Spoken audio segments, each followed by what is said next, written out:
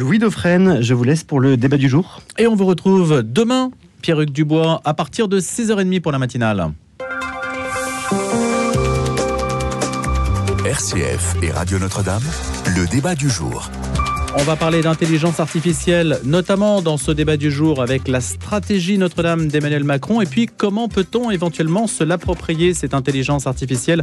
En tout cas, ce que l'Église pourrait en attendre. Vincent Petitet et Jean-Pierre Denis, nos deux invités, nos deux débatteurs, pour en répondre dans quelques instants. Et donc, l'intelligence artificielle est au cœur des débats aujourd'hui avec un sommet de l'IA sur l'IA. Et pour agir dans ce domaine qui se tient à Paris vers une intelligence artificielle plus éthique, peut-être aurons-nous des informations dans la journée, puisque le sommet de Paris va tenter d'aboutir à une position commune des États participants. Il risque aussi d'être éclipsé par les vues d'Elon Musk sur un acteur clé du secteur. OpenAI, au-delà de cette question, c'est l'intelligence artificielle dans le sens de ce que l'on peut en attendre qui nous intéresse ce matin avec Vincent Petitet et Jean-Pierre Denis. Vincent Petitet, bonjour. Bonjour. Et Jean-Pierre Denis, bonjour. Bonjour. Respectivement écrivain, consultant en stratégie pour vous Vincent et journaliste, écrivain, chroniqueur à La Croix Hebdo pour vous Jean-Pierre. Est-ce que l'intelligence artificielle, déjà Vincent, vous en faites un usage quotidien ? Oui, j'en fais un usage quotidien. C'est vraiment pour moi, je dirais, un accessoire.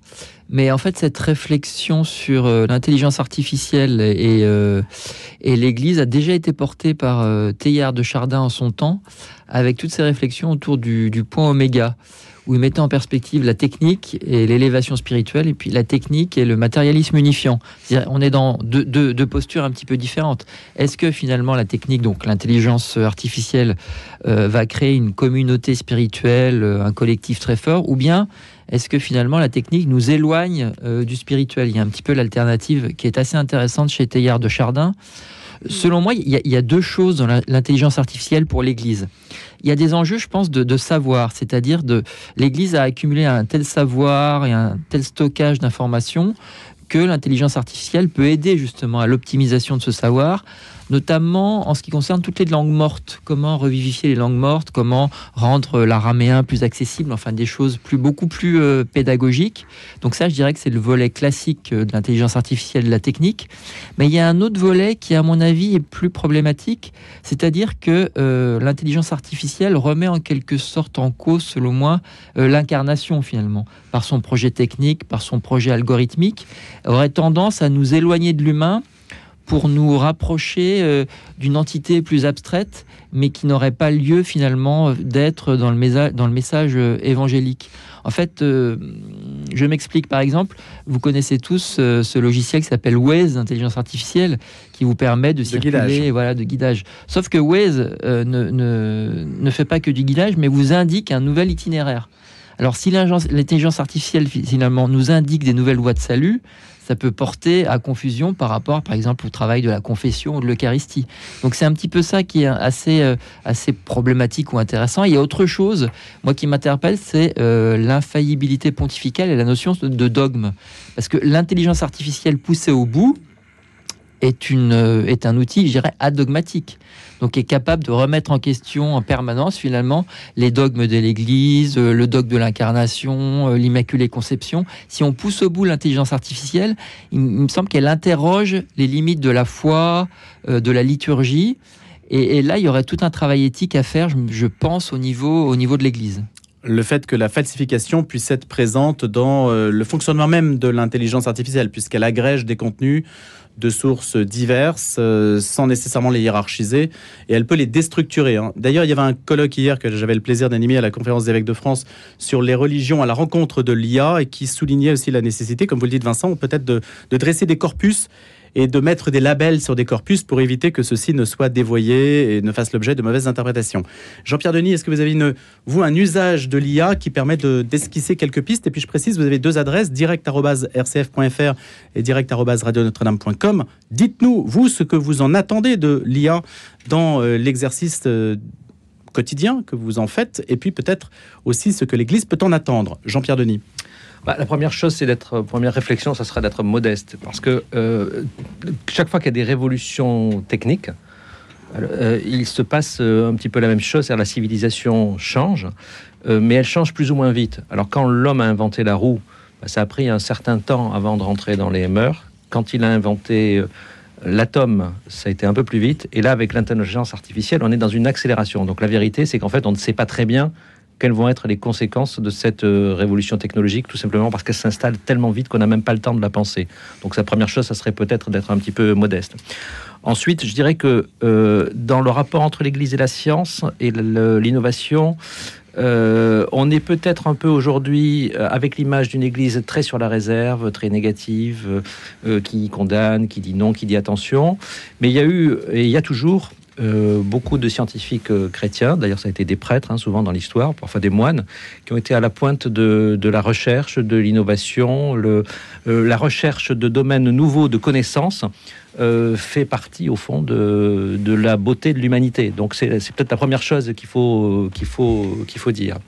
Ensuite, ils vont se poser des questions, des questions éthiques, des questions sociales. Je pense que là, le social, comprenant l'humain, évidemment, donc la dimension de l'être humain, et des questions de conscience. Parce que tant que l'intelligence artificielle est un outil qui nous permet d'avoir accès plus rapidement à de la connaissance, tant que ça permet à un étudiant de faire un meilleur devoir, à un enseignant de mieux enseigner, que c'est un super moteur de recherche, c'est une chose. À partir du moment où on va arriver à brouiller la frontière entre l'humain et le robot, à partir du moment où on va intégrer des questions qui relèvent de la conscience, à ce moment-là, l'Église est, je pense, attendue, elle a quelque chose à dire. Et ce moment n'est pas très, très loin, mais on est encore dans cette phase où finalement, je crois que ça va tellement vite qu'en réalité, on n'arrête pas de se demander ce que ça va changer dans nos vies sans réellement pouvoir le mesurer. Comment verriez-vous une institution comme celle-ci s'emparer de cette technique, sachant que toutes les institutions sont confrontées au fait de transmettre leur savoir, leurs connaissances au grand public, au maximum de personnes? Vincent Petitet. Non, je pense que la posture qui consiste à dire que l'Église est productrice de savoir est intéressante pour l'intelligence artificielle, parce qu'elle donne aussi un rôle qu'a longtemps eu l'Église de transmission des savoirs ou de diffusion des savoirs. C'est ce que faisaient aussi les bénédictins dans leur bibliothèque. Enfin, il y a quelque chose d'assez intéressant qui permet de revivifier, je pense, le rôle de l'Église. Le bémol qu'on peut avoir, effectivement, ce que disait Heidegger sur la technique, c'est qu'il ne faut pas tomber dans ce qu'il appelle l'oubli de l'être, c'est-à-dire l'oubli de l'homme, l'oubli de l'incarnation, dans des algorithmes trop techniques. Mais il y a cette dimension de production de savoir que je trouve assez intéressante. Quand on lit les évangiles, souvent il y a des arborescences complexes, en fait, dans les évangiles. Les généalogies sont complexes, les filiations sont complexes, donc l'intelligence artificielle peut aider par des arborescences, justement, algorithmiques, à mettre en perspective toute cette généalogie Ancien Testament, Nouveau Testament. Donc on reste, je dirais, dans la production d'un savoir. Mais j'imagine mal une intelligence artificielle qui permettrait de se confesser, par exemple. C'est-à-dire qu'on se confesse face à une intelligence artificielle. Alors que techniquement, c'est faisable, hein ? Ah bah c'est tout à fait faisable. On aurait même des prescriptions, des patères, des Ave Maria pour savoir si ça va, si ça va pas. Donc c'est tout à fait faisable. Mais là, on oublie aussi l'incarnation, la dimension humaine. Et puis finalement, qui construit les algorithmes ? En fait, est-ce qu'il y a un Dieu tout-puissant, un Dieu thaumaturge qui va construire les algorithmes ? Jean-Pierre Denis ? Oui, la confession, c'est un côté... Trop intime ? Non, mais ça, c'est évident que l'Église n'ira jamais vers là. Et je dirais que là-dessus, le christianisme a une réponse... Enfin, le Dieu de la Bible est un Dieu incarné dans une histoire, dans un peuple, dans une personne.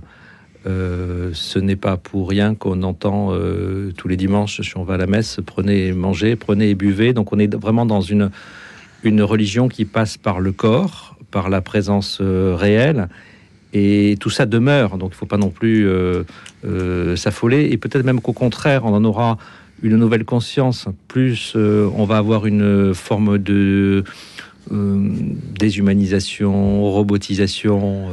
C'est peut-être pas un hasard si depuis quelques années il y a un peu plus de monde, semble-t-il, qui demande le baptême dans nos églises en France. Vous voyez, il y a peut-être un phénomène aussi comme ça. Peut-être l'humanité sent quand même quelque chose, ou en tout cas notre humanité ici, telle que nous la connaissons en France, en cette partie de l'Occident, semble peut-être quelque chose qui ne sera pas comblé par cette révolution scientifique ou cette promesse scientiste. C'est le nouveau grand soir qu'on nous annonce. Mais encore une fois, en restant prudent, modeste, parce qu'on ne peut pas penser un monde qui s'accélère plus vite que notre pensée. Je crois que c'est vraiment ça le principal défi de l'intelligence artificielle en réalité. Du point de vue de la prédication, on pourrait imaginer que puisant dans des corpus de qualité, on pourrait, ou l'Église pourrait faire davantage de place à des sermons de qualité, par exemple. Est-ce que ça serait imaginable? Mais bien sûr, mais ça c'est simplement l'intelligence artificielle comme outil d'accès à la connaissance. Donc ça c'est quelque chose qui doit certainement d'ailleurs déjà être mis en œuvre par certains prédicateurs. Stratégie de Notre-Dame, les ambitions françaises dans l'IA au cœur du sommet de Paris. Qu'est-ce qu'il faut entendre par cette formule, Vincent Petitet?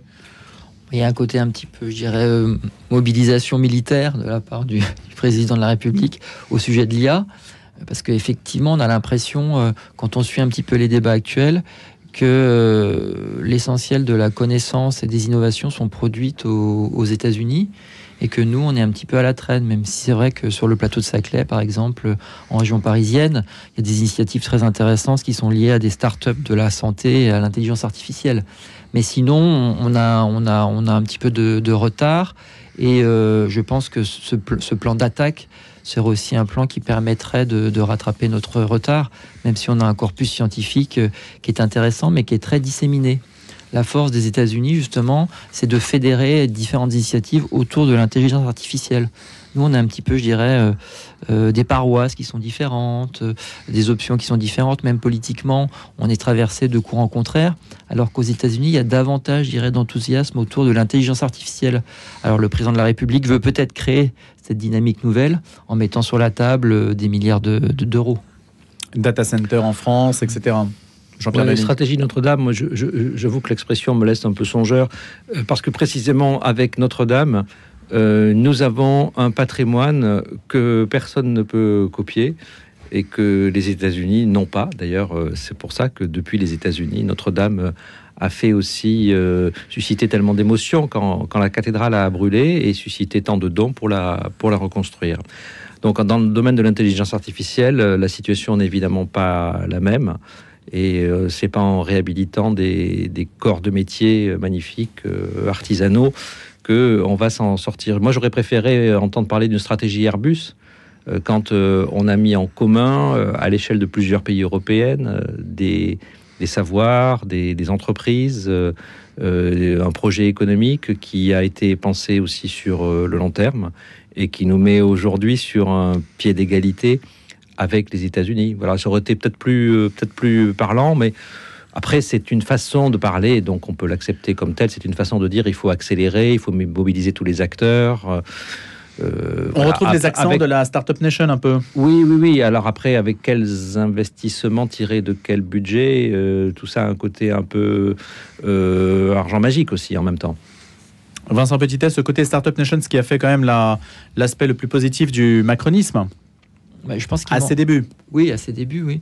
Le problème de la politique aussi, c'est la dimension éthique. Est-ce que dans ce plan stratégie Notre-Dame, il y a une dimension déontologique, éthique, qui est liée finalement aux grands projets qui émergent, notamment sur le contrôle des individus, sur la gestion des populations via l'intelligence artificielle. Il y a tout un débat à avoir aussi sur la biométrie et l'intelligence artificielle, qui sont des questions qui sont encore émergentes, mais qui ne sont pas toujours posées de façon évidente dans les grands débats sur l'intelligence artificielle. On a un enthousiasme très fort, que je peux comprendre, puisque l'avenir, par exemple, de la médecine, c'est aussi la médecine prédictive via l'intelligence artificielle. Mais on ne peut pas se passer, je pense, d'une dimension déontologique, éthique, qui vise à savoir comment on préserve aussi l'intime, comment on préserve la vie privée des individus dans un monde géré par l'intelligence artificielle. Une IA d'intérêt général, ça vous paraît concevable? Une IA solidaire aussi, ça pourrait être intéressant. Les débats sur la solidarité dans la société, la sécurité des individus, le bien-être aussi, pourraient être aussi des moyens intéressants d'envisager l'intelligence artificielle. Justement, on va y venir. Amélie de Montchalin est favorable à un référendum sur la protection sociale. C'est une question de poser la question de la solidarité. Le ministre des Comptes publics s'est dit favorable à cette organisation de ce scrutin particulier, le référendum. qui poserait la question du financement du système français de protection sociale qui repose aujourd'hui principalement sur les cotisations salariales. Alors pourquoi lancer ce débat dans ce contexte financier délicat? Est-ce que c'est pour mieux répartir la charge entre le travail et puis les autres qui payent aussi des impôts, mais peut-être en payent moins? Le travail est beaucoup imposé en France. Est-ce que c'est un moyen de relancer le dynamisme de l'économie française? Jean-Pierre Denis, Vincent Petitet. Jean-Pierre. C'est une personne de qualité, c'est une ministre compétente, mais là, j'avoue, je ne comprends pas très bien le but du référendum. Non, mais je ne comprends pas la question. Est-ce que le référendum, ça va... Un référendum, c'est une question. C'est une question... Elle n'a pas dit quelle question elle poserait. Bah oui, évidemment, parce que moi, je peux vous dire... Quelle peut être la question? Faut-il faire payer les vieux? C'est ça la question? Faut-il réduire la protection sociale? C'est ça la question. Faut-il mettre en équilibre le système de santé? Vous voyez, c'est plein de questions possibles. Je les pose de manière un peu directe, un peu abrupte. Vous me connaissez. Non, mais on les comprend bien. Mais un référendum, c'est ça. C'est-à-dire, un référendum, c'est pour ou contre la peine de mort, par exemple. Ça, c'est un référendum. Un référendum, c'est pour ou contre le Sénat, la suppression du Sénat à l'époque du général de Gaulle. Là, ce sont des questions simples, auquel d'ailleurs, il faut le rappeler, on ne répond en général pas, puisqu'on répond à une autre question, c'est est-on pour ou contre la personne qui a posé la question? C'est ça aussi le problème du référendum. Alors là, je vois pas très bien, et je pense qu'elle le sait très bien. En fait, c'est une façon de dire, pour elle, c'est une question qu'on ne peut pas éluder, c'est une question démocratique, c'est un choix de société. On ne peut plus faire semblant de maintenir ce système social comme s'il n'y avait pas un enjeu de financement important. On sait que dans la crise des dépenses publiques, c'est l'État qui s'ajuste. On voit bien dans l'école, la justice, même d'ailleurs dans les investissements de recherche, alors que ce sont les dépenses sociales qui sont la principale source de problèmes. Donc elle a voulu, j'imagine, poser ce problème-là, mais c'est impossible en réalité de le poser dans une question dans un référendum. Alors il y a aussi le fait que, comme le président de la République a laissé entendre qu'il aurait recours au référendum pour essayer de reprendre la main, enfin pour des questions purement politiques, ça va être un peu le concours de l'épine, de chacun y va de la question à poser, un tel sur l'immigration, une telle sur la sécurité sociale, etc. Bon, je pense que ça ne va pas aller très loin. Vincent Petitet. Oui, moi je suis assez d'accord, en fait, je trouve ça assez confus, un petit peu brouillon. Moi, je repartirais peut-être plutôt d'une vieille tradition du droit qui s'appelle le sermo regis, qui lie le souverain à ses sujets sur la sécurité. C'est-à-dire que le souverain doit assurer la sécurité de ses sujets. Or, finalement, tous ces débats autour de la protection sociale, qui dérivent un petit peu aussi sur l'assistanat, s'interrogent aussi sur la précarité et la sécurité que peut ressentir un individu dans une société. Or, on se rend compte aujourd'hui que la précarité, elle est un petit peu partout. Vous avez une précarité sociale, matérielle, la précarité étudiante, la précarité psychologique. Et il me semble que c'est plus ça qui convient d'interroger, c'est-à-dire comment on met en place des moyens de régulation efficaces de la précarité dans nos sociétés. Parce que là, finalement, le débat est totalement morcelé. Alors, on va attaquer effectivement les retraités, on va taper sur les uns, on va stigmatiser les autres. Et c'est un vrai problème. Je pense que c'est la solidarité qu'il faut interroger. Vincent Petitet, Jean-Pierre Denis, le grand débat, le débat du jour continue. Après les infos, on se retrouve dans quelques instants. Après Cécile Mérieux. Portrait. Bonjour, c'est Simon Tatro. Portrait, c'est tous les jours à 12h15, un quart d'heure en tête-à-tête pour découvrir une nouvelle personnalité, son parcours et ses engagements. Qu'ils soient artistes, reporters ou responsables associatifs, ils nous racontent leur expérience et ce qui les anime. Portrait, c'est tous les jours à 12h15 et 19h30. Regardez votre fenêtre. Vous ne voyez rien? Là, vous avez vu tous ces euros qui passent à travers? Ne laissez plus s'envoler votre argent. Avec la Maison de la Fenêtre, changez pour des fenêtres qui vous isolent efficacement du froid et du bruit. En ce moment, la Maison de la Fenêtre vous offre 20% de réduction sur votre devis. La Maison de la Fenêtre, un geste pour la planète, un vrai plus pour votre confort. Appelez vite au 01 42 11 03 03. 01 42 11 03 03. Certifié Qualibat et RGE. Bruno Courtois, directeur général de Radio Notre-Dame. Depuis la rentrée de septembre, nos coproductions avec le réseau RCF se sont multipliées et vous êtes quelques-uns à ne pas comprendre pourquoi. Il faut le dire, aujourd'hui, le média radio est en plein bouleversement. Il y a moins de chrétiens, moins d'argent et il y a pourtant tant à dire pour apporter un regard chrétien sur l'actualité et vous accompagner dans votre vie de foi. Alors ensemble, nous serons plus forts et nous irons plus loin. Aidez-nous en nous soutenant financièrement, c'est le moment ou jamais. Radio Notre-Dame, c'est au 6 boulevard Edgar Quinet à Paris dans le 14e et c'est aussi sur radionotre-dame.com. Je compte sur vous.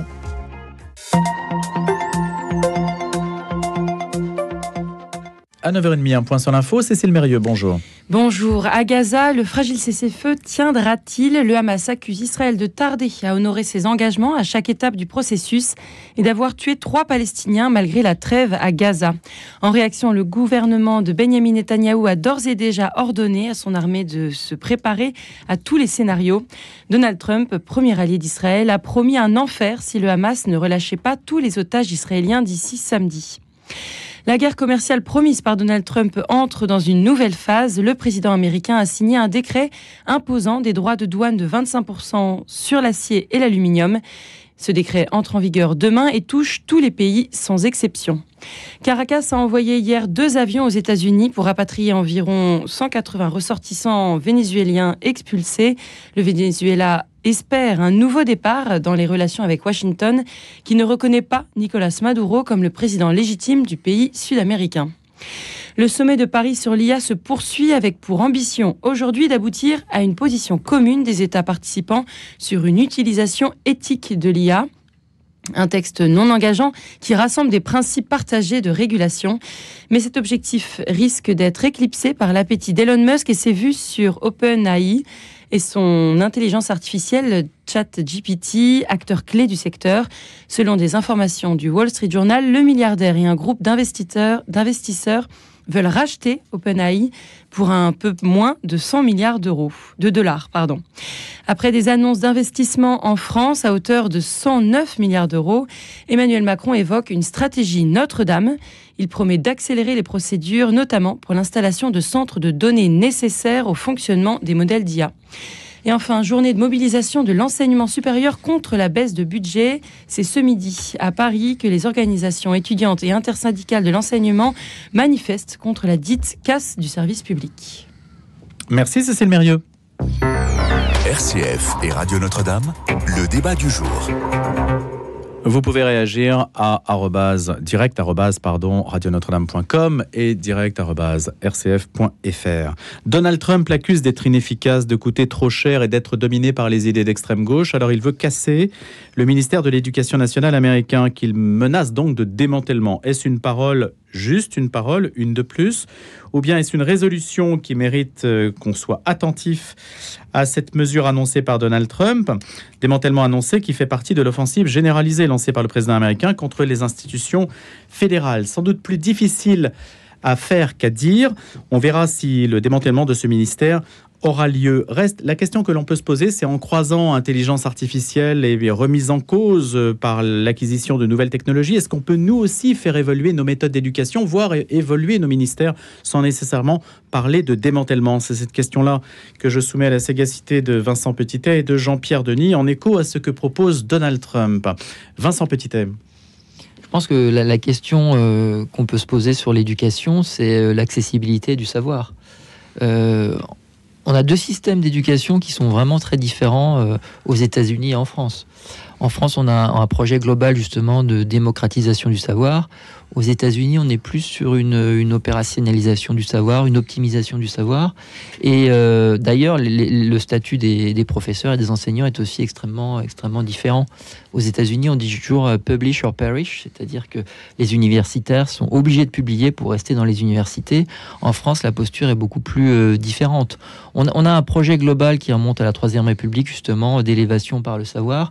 Aux États-Unis, c'est pas forcément la même chose. On recherche plutôt l'efficacité du savoir, l'excellence des savoirs, qui sont des postures peut-être plus élitistes aux États-Unis qu'en France, où on a quand même ce projet de démocratisation auquel le président Trump reste plutôt insensible. Je pense qu'on voit les choses de façon tout à fait différentes. L'intelligence artificielle peut permettre justement de rendre plus accessible le savoir dans des déserts. On parle de déserts médicaux, mais il y a aussi des déserts de la connaissance en France qui demandent justement à être comblés. Où cela ? Dans les zones blanches où on n'a pas accès, par exemple, oui, par exemple, Internet ? Il y en a encore vraiment beaucoup ? Moi, quand je vais parfois dans le Jura, province, dans le Jura ou dans le Haut-Jura, c'est vrai que vous avez des zones où l'accessibilité de l'intelligence artificielle de l'Internet est plus difficile.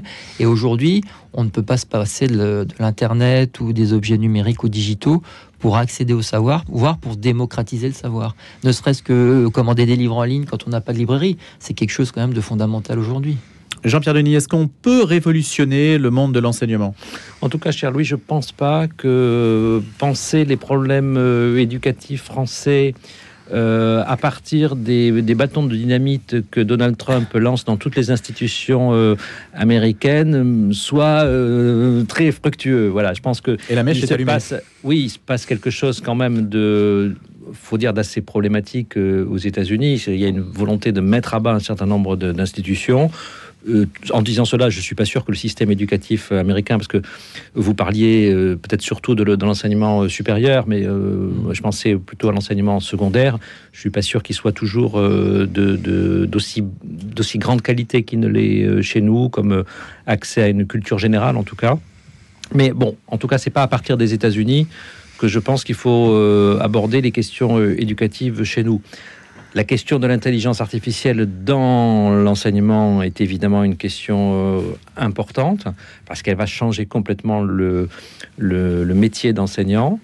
Et là, évidemment, il y a une question j'évoquais tout à l'heure la rapidité des changements induits par l'intelligence artificielle et la difficulté de nous y adapter, de nous adapter à ce changement mentalement pour en comprendre la portée, mais aussi structurellement. Et là, on le voit dans un corps aussi massif que celui de l'éducation nationale, avec une institution extrêmement difficile à manœuvrer pour plein de raisons. Il y a une force d'inertie du système, il y a un système de formation, il y a un mode de recrutement, il y a une tradition pédagogique. Tout ça est évidemment, va être évidemment sérieusement remis en cause par l'intelligence artificielle. Et c'est vrai qu'à un moment donné, il peut y avoir la tentation, parce que c'est un système qui est extrêmement coûteux en emploi, de supprimer des emplois et des relations directes entre les éducateurs et les élèves par un accès direct des élèves à des systèmes éducatifs liés à l'intelligence artificielle. Ça peut être un progrès à certains égards, avec des économies d'échelle, mais ce que ça ne permettra pas de résoudre, c'est la dimension proprement éducative en fait de l'enseignement, qui n'est pas seulement là pour transmettre des contenus, des savoirs, les mathématiques, les sciences, l'anglais, la géographie, mais aussi pour permettre aux enfants de grandir, de devenir des élèves, puis des étudiants, puis des citoyens, des êtres humains bien formés. Là-dessus, je pense qu'on aura toujours, et on revient à la question de l'incarnation, on aura toujours besoin de l'enseignant. Et c'est peut-être vers là qu'il va falloir se centrer dans l'avenir. Mais voilà, cette question de l'inertie, c'est pas négatif quand je parle d'inertie, hein, c'est simplement généralement, c'est pas très positif. Non, mais c'est simplement la force d'un système. C'est comme l'inertie. Quand je parle d'inertie, comme on parlerait pour un bateau, un paquebot, on a un système extrêmement important, massif, très structuré, et qu'il est donc difficile de manœuvrer. On ne manœuvre pas comme une petite barque qu'on peut faire virer. Et on se demande où est le capitaine parfois, parce que on change de capitaine. Beaucoup de gouvernements s'y sont. Voilà, il y a aussi ça. C'est-à-dire, on va pas faire le compte des ministres de l'Éducation nationale qui se sont succédés tout au long de ce quinquennat, parce que ça serait assez vertigineux. On en a oublié certains qui sont restés. Il y en a une qui est restée le temps du gouvernement Barnier. Voyez, donc faut relativiser aussi tout ça. D'ailleurs, ça rend aussi ces changements politiques assez surréalistes par rapport aux enjeux qu'on est en train d'évoquer. Si je pose la question, c'est qu'on a l'impression aussi, si on croise un petit peu les sujets entre le sommet de l'IA, le référendum voulu sur la protection sociale par Amélie Montchalin, Donald Trump qui veut démanteler le ministère de l'Éducation nationale, on a l'impression qu'aujourd'hui, les réalités deviennent un peu plus mouvantes, et que l'IA est en fait une sorte d'aiguillon qui va permettre peut-être de faire advenir des sujets qu'on n'aurait pas imaginé mettre sur la place publique il y a encore quelques temps. Le référendum dont on parlait tout à l'heure, par exemple, ou même démanteler un ministère tel que l'Éducation nationale. On n'y pensait pas. Ces idées deviennent possibles, ou du moins accessibles à l'imagination. Vincent Petitet. En fait, c'est ce qu'écrit le sociologue Hartmut Rosa, qui est l'héritier de l'école de Francfort, dans ses écrits, c'est l'accélération du monde. L'accélération du monde passe aussi par l'accélération du politique, de la décision politique. Et de manière très tranchante. Ah oui, ça va très vite. Mais quand j'écoute le président Trump, mon hypothèse est toujours de dire que peut-être que le président Trump, ce qu'il veut, c'est instaurer une forme de néolibéralisme dans l'enseignement. Je m'explique. Moi, j'ai été étudiant à Harvard plusieurs mois. Quand j'étais à Harvard, c'est vrai que l'étudiant a accès à tout le savoir possible, n'importe quand et quand il le souhaite. C'est-à-dire que vous n'avez pas de barrière dans l'accès finalement aux bibliothèques, au savoir, aux plateformes. Tout est possible en fait. Et c'est vrai que l'étudiant est... En France, ça l'est moins. Il me semble qu'en France, ça l'est moins parce que, par exemple, quand vous allez dans une bibliothèque universitaire en France, il y a beaucoup plus de monde. Il faut faire la queue, vous n'avez pas le livre tout de suite, parce que le savoir est beaucoup plus démocratisé. Les universités américaines, c'est un modèle très néolibéral, finalement, où vous pouvez payer, où vous êtes excellent et vous êtes boursier, ou alors vous êtes un athlète, un grand sportif, et vous avez accès, finalement, à l'université. Et il me semble que cette volonté de Donald Trump est émue, justement, par le fait de vouloir créer une sorte de fluidité, une compétition de plus en plus forte au cœur du monde universitaire américain, en oubliant, finalement, c'est ce qu'on disait, la place aussi du professeur. Parce que l'intelligence artificielle, c'est comme on disait ça avec le confesseur tout à l'heure, elle va finir par éclipser finalement le professeur. Parce qu'une intelligence artificielle peut vous faire un cours sans problème de 2 heures sur le sujet que vous souhaitez. Ce qui pose une autre question, à mon avis, c'est le rapport au savoir et tout ce qui concerne le support technique et l'écran. On en parle souvent. Est-ce que l'écran est vraiment le meilleur outil de transmission du savoir ? Pour moi, c'est un des outils de transmission du savoir. Mais c'est ce que on passe 7 heures par jour devant l'écran. C'est énorme. Bill Gates disait... Entre la télévision, le smartphone et l'écran d'ordinateur. Je pense qu'il y a des digues finalement à mettre en place parce que l'élaboration de la pensée, la perlaboration du savoir passe aussi par l'écrit, par la lecture. Moi, c'est ce que m'avait appris Bourdieu. C'est-à-dire que on écrit pour mieux penser. On pense pas et on écrit après. C'est l'écriture, le langage qui va donner lieu finalement à la pensée finalement. Et le langage, il s'unifie, il se structure par rapport à la lecture, par rapport à l'écriture, par rapport au papier, au crayon. Donc, il y a aussi, à mon avis, une forme de décélération peut-être à avoir, un éloge de la lenteur par rapport au savoir. Jean-Pierre Denis. Il y a une info que vous avez mentionnée dans les nouvelles du jour, en passant, c'est l'offre d'Elon Musk sur OpenAI, qui veut racheter avec quelques amis à lui pour quelques dizaines ou centaines de milliards de 100 milliards. dollars. 100 milliards. À ces niveaux-là, on compte plus tellement les zéros. Je reviens dessus parce qu'il y a quand même un enjeu important. On voit bien qu'est en train de se constituer une oligarchie qui contrôle, en fait, qui entend contrôler cette révolution civilisationnelle pour son profit, pour son pouvoir, pour ses idées, parce qu'on voit que Elon Musk, c'est pas seulement un entrepreneur génial, ce qu'il est, avec Tesla, il a renouvelé le monde de l'automobile d'une manière, encore un système extrêmement rigide qu'il a fait changer très rapidement en y flanquant des grands coups de marteau. L'industrie spatiale encore plus, mais il a maintenant une idéologie et une soif de pouvoir et de revanche qui paraît complètement sans limite, une volonté vraiment de devenir, on peut dire, le maître du monde, comme un enfant qui croirait que c'est possible. Donc dans tout ce qu'on dit et fantasme autour de l'intelligence artificielle, je crois qu'il y a aussi une question d'indépendance des savoirs. Il y a aussi, on revient aussi à la relation humaine, la relation entre l'enseignant et l'élève. C'est quelque chose qui est précieux, qui n'a pas de prix, je dirais. Et voilà, on a tous été transformés par la relation avec un enseignant, avec un maître, avec quelqu'un qui nous a appris non seulement l'histoire ou la biologie, mais à devenir un être humain un peu plus accompli, ou à aller au bout de notre vocation. Je crois que ça, c'est précieux, il faut pas l'oublier non plus. Dans la structure du monde de l'enseignement, Vincent Petitet, vous vouliez ajouter juste un... Oui, je voulais rebondir. Je suis assez d'accord, et je me disais que j'ai l'impression qu'Elon Musk, il a un projet avec l'intelligence artificielle d'usage du monde. C'est-à-dire qu'il se rend compte qu'avec un outil comme l'intelligence artificielle, le monde devient très opérationnel. On peut en user un petit peu comme on le souhaite.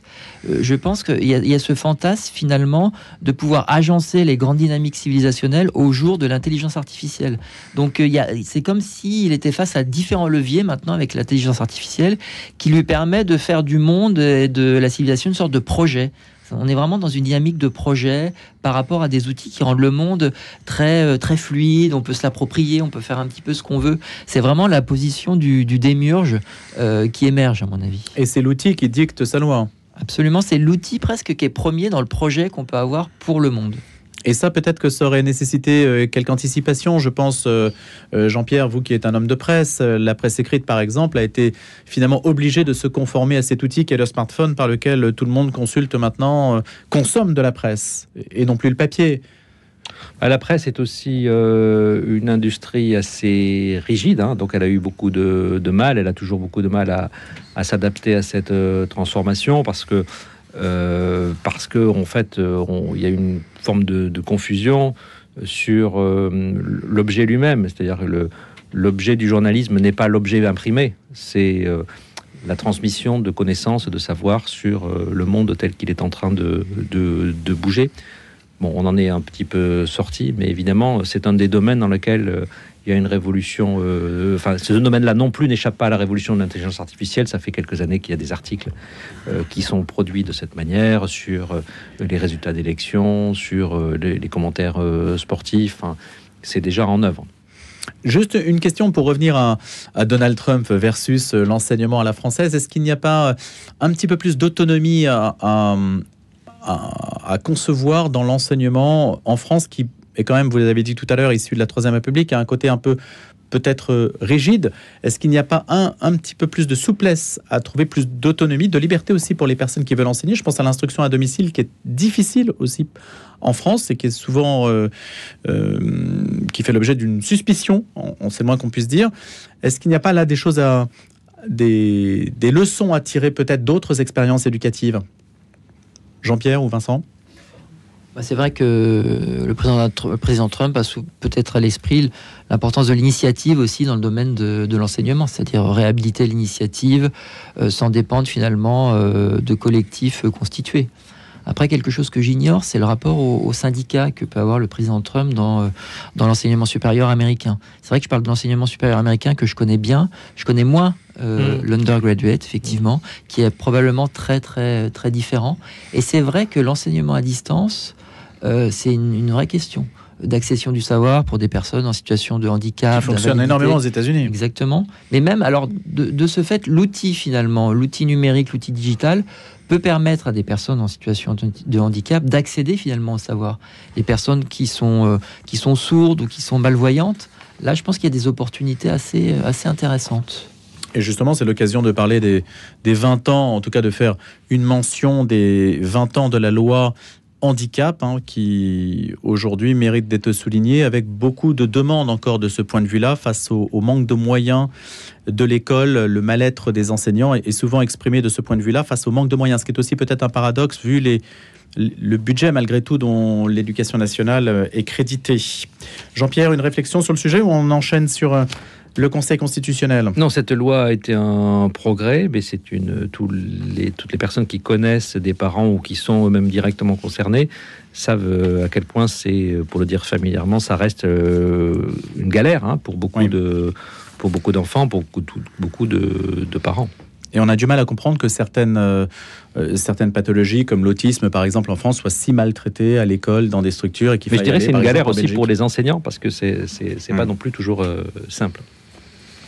Vincent Petitet? Oui, je suis tout à fait d'accord en fait, mais la précarisation du soin, malheureusement, elle est générale. Et effectivement, dans des situations complexes de handicap comme l'autisme, on a l'impression que l'État est complètement démuni, ce qui est assez incompréhensible. On va parler à présent de Richard Ferrand, qui est destiné au Conseil constitutionnel, choisi par Emmanuel Macron pour succéder à Laurent Fabius À la tête de cette institution, l'ancien président de l'Assemblée doit désormais surmonter l'épreuve des auditions parlementaires incertaines pour ce proche du président dans le contexte politique que l'on connaît. Que vous inspire cette possible nomination de Richard Ferrand à ce poste, un poste évidemment tout à fait stratégique? Jean-Pierre Denis.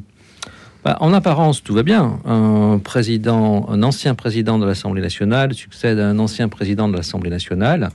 Il y en a eu un autre d'ailleurs qui était Jean-Louis Debré, si mes souvenirs sont bons. On peut dire un ancien président de l'Assemblée nationale, c'est quelqu'un qui a eu une expérience approfondie de l'élaboration de la loi, donc il y a une forme de légitimité. Cela dit, cette nomination est, me semble-t-il, vraiment très problématique. Pourquoi ? D'abord parce que on peut pas ne pas penser qu'on est en train de recaser un grand brûlé du suffrage universel. Richard Ferrand, il a été sèchement renvoyé par les électeurs et il revient par la volonté du président de la République. Alors là aussi, il y a des précédents, mais c'était pas des précédents qui ne posait aucune question. Je pense notamment à la nomination de Roland Dumas à l'époque de François Mitterrand. Roland Dumas, c'était vraiment un de ses principaux collaborateurs. Il avait été certes ministre des Affaires étrangères, mais enfin, c'était vraiment le fait du prince aussi. Et ça pose une question parce qu'on a un statut qui reste un statut bâtard dans le Conseil constitutionnel en France. C'est à la fois l'une de nos cours suprêmes, puisque nous en avons plusieurs, c'est une spécificité peut-être française, et c'est à la fois une instance en réalité politique. Et quand même, on l'a vu, je vais donner deux exemples, si vous me permettez, peut-être au risque d'être un petit peu long. Premier cas, on l'a vu pendant la réforme des retraites. Cette réforme a été produite dans des conditions dont on se souvient, qui étaient quand même extrêmement problématiques, quelle que soit l'opinion que l'on peut penser sur la nécessité ou pas de faire cette réforme-là au moment où on l'a faite. Elle a été produite dans des conditions extrêmement difficiles, puisqu'il n'y avait pas de majorité, il y avait une majorité contre. Il y avait des arguments sérieux pour remettre en cause la constitutionnalité de cette réforme. Et le Conseil constitutionnel l'a validée. Je ne peux pas m'empêcher de penser qu'il l'a validée aussi pour des raisons politiques. Le problème des raisons politiques, c'est que parfois elles se retournent. C'est-à-dire que c'est le fait que cette réforme n'a jamais été digérée qui a provoqué une suite de crises, dont la dissolution, dont les crispations politiques actuelles, dont on ne sort pas. Et on voit bien d'ailleurs comment Michel Barnier puis François Bayrou ont été confrontés à cette question, faut-il abroger la réforme des retraites? Donc le Conseil constitutionnel n'a pas vraiment joué à ce moment-là le rôle de garde-fou qu'il aurait dû jouer pour dire, attention, là, on a tordu en fait le système pour faire passer une réforme qui en fait n'aurait pas dû passer. Encore une fois, je ne me prononce pas sur le fond de la réforme. Le deuxième exemple que je vais donner, il est tout récent. Il y a quelques jours, Alain Juppé, membre du Conseil constitutionnel, ancien Premier ministre, a donné une interview au Point, interview très, très intéressante, qu'il parle de lui, de son rapport à l'Église, etc. Et il dit qu'il est favorable à une réforme pour la fin de vie. C'est-à-dire, en fait, il est favorable à une légalisation de l'euthanasie. Ceci contredit complètement ses obligations de réserve en tant que membre du Conseil constitutionnel. Je ne vais pas vous sortir les décrets concernés, mais je les ai lus. C'est absolument en contradiction flagrante avec ses obligations de réserve. Et c'est problématique, puisque ce même Alain Juppé, si cette loi qu'il appelle de ses voeux est votée, aura à juger de sa constitutionnalité. Et quel jugement va-t-il porter? Sinon, un jugement personnel, un jugement politique. C'est ce qu'il a fait en donnant cette interview dans Le Point. Donc, on n'est pas dans un système vraiment de Cour suprême, on est dans un régime hybride. Alors, vous allez me dire, pourquoi pas dans ces conditions Richard Ferrand? Mais je ne crois pas que ça va vraiment permettre de résoudre ce problème et cette crise de légitimité. Et puis demain, n'importe quel président ou n'importe quelle présidente pourra nommer qui il veut selon ce précédent. Puis enfin, dernier élément quand même un peu problématique, Richard Ferrand va retrouver, si sa nomination est validée, il va retrouver au Conseil constitutionnel une des membres qui est une ancienne magistrate qu'il a lui-même nommée quand il était président de l'Assemblée nationale, une magistrate chevronnée qui a été dirigée l'école de la magistrature, secrétaire générale du ministère, directrice de cabinet de Dupond-Moretti. Mais il y a cette et qui a eu à connaître d'affaires qui concernaient Richard Ferrand quand il était lui-même face à la justice, même si elle n'en a pas traité, semble-t-il, directement. Donc voilà, c'est quand même une nomination qui me semble extrêmement problématique. Donc l'étanchéité entre les membres devrait aussi faire partie de... Non, mais je veux dire, ça rajoute à ce côté, à cette impression politique, fondée d'ailleurs d'arrangement politique entre amis, de fait du prince, qui, encore une fois, n'est pas sans précédent, à commencer par les nominations qui avaient eu lieu sous François Mitterrand. Il y a aussi Philippe Bas et Laurence Vichnievsky qui pourraient être nommés à la tête du Conseil constitutionnel avec donc Richard Ferrand. Pour l'instant, ces 3 noms sont en concurrence. Vincent Petitet, Jean-Pierre Denis a parlé de Cour suprême. Si on doit continuer notre regard croisé avec les États-Unis, c'est bien différent, le Conseil constitutionnel ? Oui, c'est très différent. Moi, c'est vrai que on se dit que le président Macron avait peut-être l'occasion là de réhabiliter un petit peu la figure du politique, c'est-à-dire peut-être en nommant quelqu'un de la société civile, quelqu'un qui avait une forme d'exemplarité. Je dis pas que Richard Ferrand n'est pas exemplaire, mais ça aurait pu peut-être alimenter une non-défiance vis-à-vis du politique, parce que effectivement, ce qui vient d'être dit est un peu effrayant. C'est-à-dire qu'on a l'impression que le Conseil constitutionnel est le nid de conflits d'intérêts multiples, et on se dit que le président du Conseil constitutionnel n'a pas pour vocation d'être le grand chambellan de l'Élysée. Alors peut-être qu'on aurait pu utiliser l'intelligence artificielle pour nommer le président du Conseil constitutionnel, peut-être qu'on aurait pu faire des simulations pour voir qui l'intelligence artificielle aurait conseillé de nommer en entrant en plusieurs facteurs: légitimité politique, exemplarité politique, condamnation pénale ou non, et quel nom aurait pu sortir du chapeau. Peut-être aucun, ou peut-être plusieurs. C'est quand même problématique. Mais est-ce que ça veut dire qu'il faut réviser le Conseil constitutionnel? Est une institution qui devrait être révisée. Elle est perçue par beaucoup comme un outil de censure des lois et pas forcément comme une institution contribuant vraiment à la fluidité démocratique. Jean-Pierre Denis. Il y a la question de la présence des anciens présidents de la République, dont l'un, si mes informations sont bonnes, porte actuellement un bracelet électronique. Là aussi, quel que soit le point de vue qu'on peut avoir sur cette histoire. Donc ça, c'est une première question. Le Conseil constitutionnel était une institution relativement secondaire dans ses origines, et depuis une réforme majeure, d'ailleurs pour le coup faite par Nicolas Sarkozy, pour parler de lui, une réforme très importante qui a élargi vraiment les possibilités de saisine du Conseil constitutionnel de manière, à mon avis, très positive.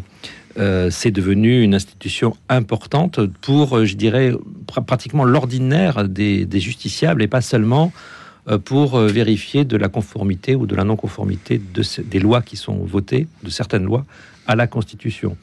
Donc, c'est devenu une institution très, très importante, et c'est une institution qui n'est malheureusement pas, donc, à l'abri de la politisation à laquelle, on a... Mais est-ce un verrou ? Je ne suis pas sûr que le verrou fonctionne très bien. On l'a vu sur la réforme des retraites, justement. Je pense que c'est une institution politique qui a aussi peur de faire de la politique, c'est-à-dire qui a peur d'aller franchement contre la volonté, à juste titre pour le coup, contre le pouvoir politique. Et donc c'est une institution qui reste un petit peu bâtarde. Je pense que sur la réforme des retraites, encore une fois, je connais pas le secret des délibérations et les raisons profondes de ces décisions, mais moi j'ai le sentiment que le Conseil constitutionnel n'a pas osé assumer son rôle sur un sujet pourtant très important. Merci beaucoup à tous les deux. Merci Jean-Pierre Denis. Je rappelle que vous êtes journaliste, écrivain. Merci Vincent Petitet, écrivain, consultant en stratégie. Et merci bien sûr si vous êtes fidèle à ce débat du jour, tous les jours entre 9h et 10h. J'aurai plaisir à vous retrouver demain.